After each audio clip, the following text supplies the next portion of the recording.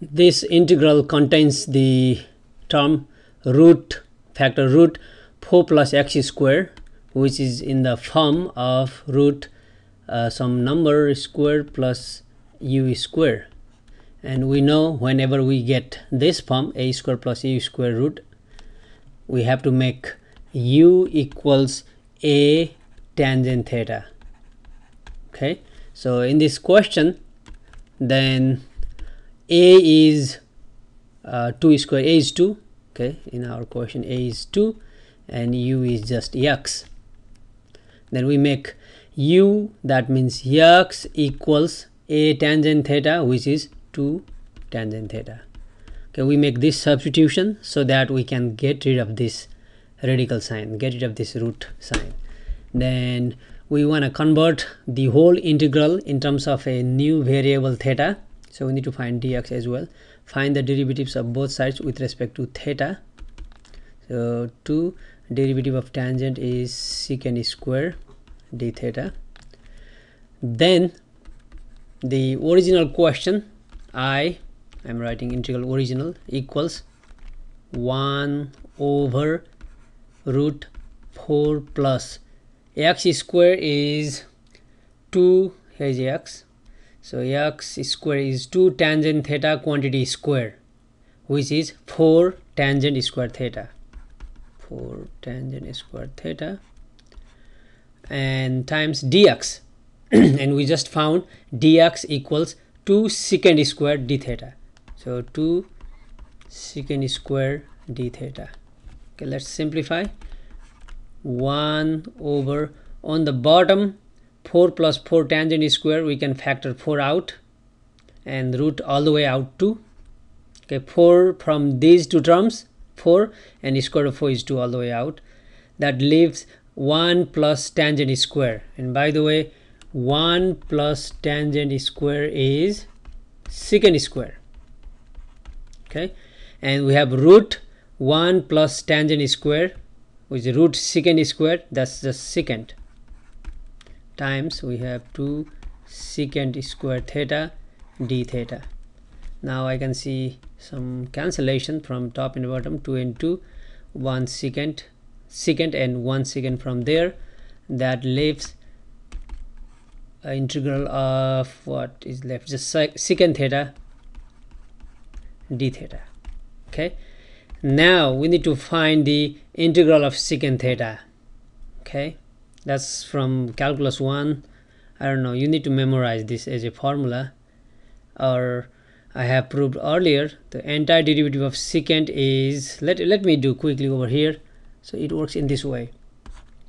Okay, entire derivative of secant theta is, you need to multiply top and bottom by secant theta plus tangent theta. Multiply secant plus tangent on the top, same thing on the bottom, secant plus tangent. Okay, let me use different color, it's very difficult to see. Equals, now the top is secant square plus secant times tangent, secant tangent.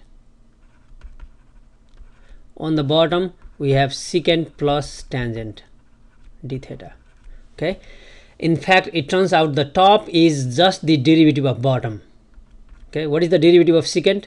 Derivative of secant is secant tangent plus derivative of tangent is secant square. So the top is the derivative of bottom. So basically we have the top is du, the bottom is u. The top is containing d theta, the top is derivative of bottom, that's 1 over u du, that's natural log of absolute u, natural log of bottom. Okay, so that means the entire derivative of secant theta, natural log of absolute value of bottom. Bottom is secant theta plus tangent theta plus c. This could be the final answer, but we need to write secant and tangent in terms of x, because we began the question with x. So to find tangent theta and secant theta, we use the initial assumption, which was x equals 2 tangent theta. Okay, x equals 2 tangent theta. Let's go for a little right triangle. X equals 2 tangent theta. x equals 2 tangent theta. That means tangent theta equals divide by 2, x over 2.